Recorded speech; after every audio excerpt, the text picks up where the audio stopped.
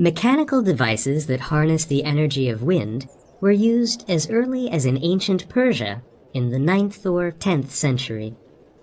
The most advanced form of windmill was developed in the Netherlands in the 17th century. Windmills were typically built on natural or artificial elevations, where the wind flow was undisturbed. Dutch windmills were usually built of wood, adobe, bricks, or stone. Their conical roof provided lower air resistance. The roof or cap was placed on a movable mechanism that allowed it to be rotated so that the sails always faced the wind. The internal space of a windmill usually consisted of a few, usually 3, floors. The cap housed the brake wheel, one of the most important components of the mechanism. The aerodynamic force that arose on the sails was converted into the rotary motion of the wind shaft.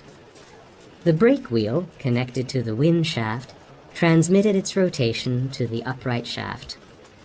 The upright shaft drove 3 axles through transmissions of the great spur wheel and the stone nuts.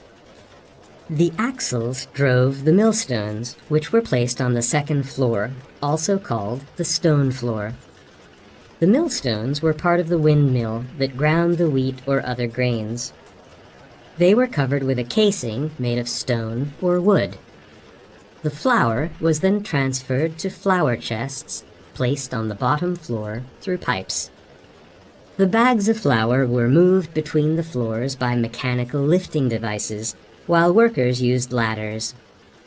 Windmills were once commonly used throughout Europe, but their importance declined at the time of the Industrial Revolution. Many windmills have recently been restored for their historical value. Of the 10,000 windmills in use in the Netherlands in the 19th century, about 1,000 are still standing.